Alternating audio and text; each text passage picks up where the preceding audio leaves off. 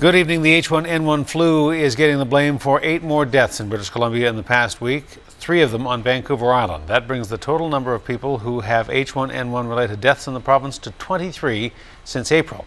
The province's top doctor says the number of people who have become ill with the pandemic flu virus is what he expected. And tonight it seems that the worst may be over, at least for now. A News reporter Astrid Braunschmidt joins us with the latest. Astrid. Well, Hudson, despite the latest deaths, Dr. Perry Kendall says that the H1N1 pandemic may be peaking on Vancouver Island as cases in the province appear to be leveling off. Last 7 days, another 3 people have died from complications with H1N1 flu on Vancouver Island. On November 2nd, a middle-aged woman from the Central Island and a man between age 20 and 39 from the South Island died after contracting the virus. 2 days later, November 4th, another middle-aged woman from the South Island lost her battle with the pandemic flu. In total, 8 people have died from H1N1 in BC since last week. The province's chief medical health officer says the numbers are in line with what has been expected since the beginning of the outbreak. We've been expecting and preparing for these additional cases and this number of deaths.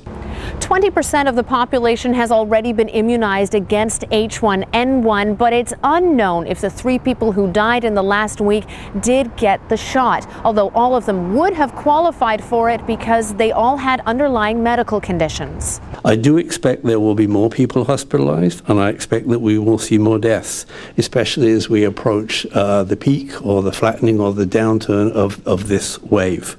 That peak may happen soon, as the number of people hospitalized this week, 202, is just marginally higher than last.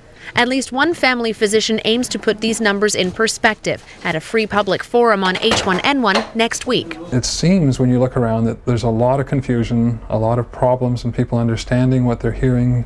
I guess the goal is to decrease people's anxiety about the illness, give people a better understanding so that if they do get sick, they know what to do. A lot of that anxiety can be attributed to the dwindling supplies of the flu vaccine in BC. While more is coming by the end of the week, it won't be distributed until the beginning of next week. Meanwhile, Victoria police have launched an investigation after someone claiming to be a nurse tried to prey on vulnerable people during the vaccine shortage. This ad was posted on the buy and sell website usedvictoria.com, offering the H1N1 vaccine to the highest bidder. That file is now being handled by our major crime division. People are very good at concealing their identity, but we will have to probably get search warrants, etc., to try and identify the person that posted that. Again, calming fears, health officials say they hope to have the H1N1 vaccine to everyone who needs and wants it by Christmas. Now, the H1N1 forum that is coming up will be free to the public. It's going to take place next Thursday, November 19th at Lambert Park Church at 7 o'clock. Dr. Wayne Gesquire, an infectious disease expert, will address a number of issues. He'll also take questions from the audience. Now, the hall holds 500 people, Hudson, and organizers are expecting quite a good turnout based on the number of questions they get every day in their clinics. I bet it'll be full. Astrid, thank you. You're welcome.